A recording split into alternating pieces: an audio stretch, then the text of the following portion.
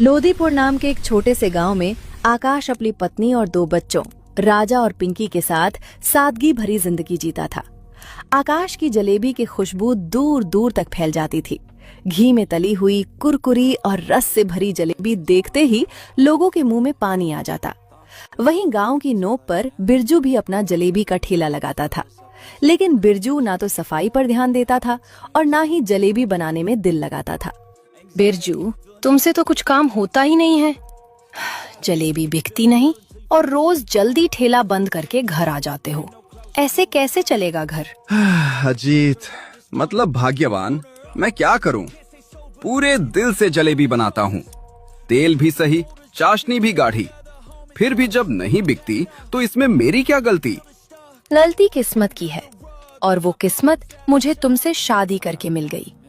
देखो आकाश को, उसकी जलेबी पर तो लोग टूट पड़ता ही वो केमिकल जलेबिया में मिला देता है। अरे बिरजू भाई, जलेबी तो खा लो, गरम गरम है। बिरजू चौंक जाता है। नहीं नहीं आकाश भाई, बाद में खा लूंगा। मुझे कुछ काम याद आ गया, मैं चलता हूँ। वो जल्दी जल्दी वहाँ से हट जाता है। दिन ढल चुका था, ठंड बढ़ गई थी और आकाश के ठेले की आखिरी जलेबी बच गई। आज बच्चे जलेबी के लिए मचल रहे थे, ये रह गई है। घर ले चलता हूँ, बच्चों के काम आएगी। वो ठेला बंद करता है और तेज कदमों से घर की ओर करें। अरे गोरी, बच्चे कहाँ हैं? दिखाई नहीं दे रहे। वो बाहर खेलने गए हैं, अभी लौट आएंगे। मैं बच्चों के लिए जलेबी लाया था, पर ठंडी हो जाएगी, तुम ही खा लो। ठीक है, मुझे भी बहुत भूख लगी है, दे दो। वो जलेबी खा लेती है और थोड़ी देर बाद आराम करने के लिए लेट जाती है। गोरी इस दुनिया से चली जाती है। क्या हुआ? चिंता मत करो, मैं तुम्हारा पापा हूँ, तुम्हें कभी अकेला महसूस नहीं होने दूंगा। पिताजी, जब से मम्मी गई हैं, मेरा बिल्कुल भी दिल नहीं लगता। न खाने का मन करता है, न खेलने का। देखो बच्चों, मैं वादा करता हूँ, मैं कुछ न कुछ इंतजाम जरूर करूंगा।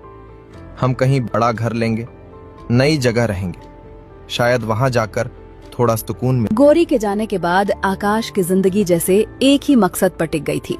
दिन हो या रात, धूप हो या ठंड, वो अपनी जलेबी की दुकान लगातार खोलने लगा था। मैं टूट सकता हूँ, लेकिन बच्चों का भविष्य नहीं टूटने दूंगा। जो सपना उनसे किया है, उसे हर हाल में पूरा करना है। तभी दूर से किसी के कदमों की आहट सुनाई दी। अरे आकाश भाई, इतनी रात तक जलेबी का ठेला खोल रखा है, आराम नहीं करना क्या? नहीं भाई, आराम तो बाद में भी हो जाएगा, अभी तो मुझे पैसों की बहुत जरूरत है। सुना है भाई, घर में बहुत बड़ा। बाद आखिरकार वो दिन आ ही गया। नया घर पूरी तरह बनकर तैयार हो चुका था। आकाश अपने बच्चों के साथ नए घर के बाहर खड़ा। तभी गली की तरफ से गांव का राजू आता है। अरे आकाश, ये घर तेरा है क्या? हाँ भाई, यही मेरा घर है।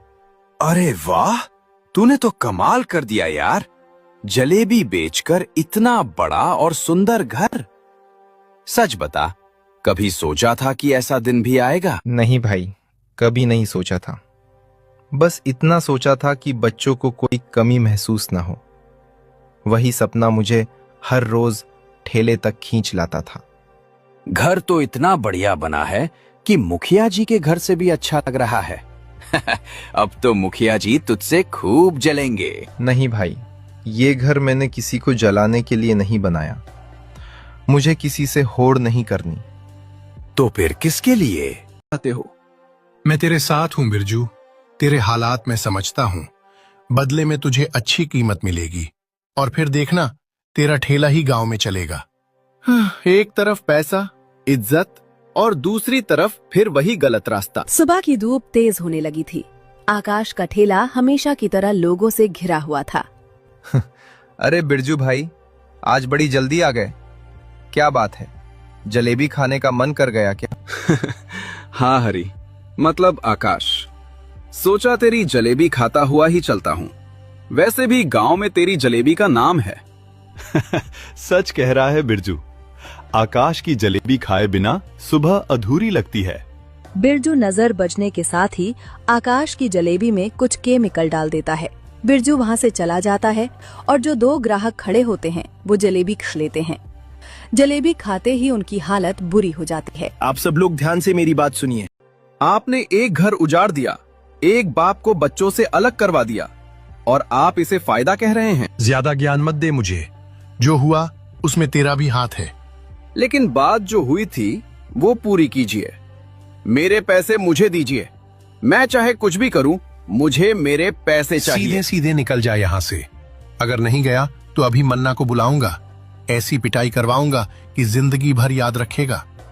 आप बहुत बड़ा धोखा कर रहे हैं मुखिया जी। आज नहीं तो कल इसका हिसाब जरूर होगा। बिरजू बिना कुछ कहे पलट जाता है और गुस्से में घर के बाहर निकल आता है। बिरजू आकाश के घर के बाहर खड़ा था। सामने आकाश के दोनों बच्चे चुपचाप खड़े थे। ये मैंने क्या कर दिया? इन मासूम बच्चों से उनकी माँ छिन गई और इनके बाप को भी इनसे दूर कर दिया। मेरी गरीबी ने नहीं, मेरी जलन ने ये गुनाह करवाया।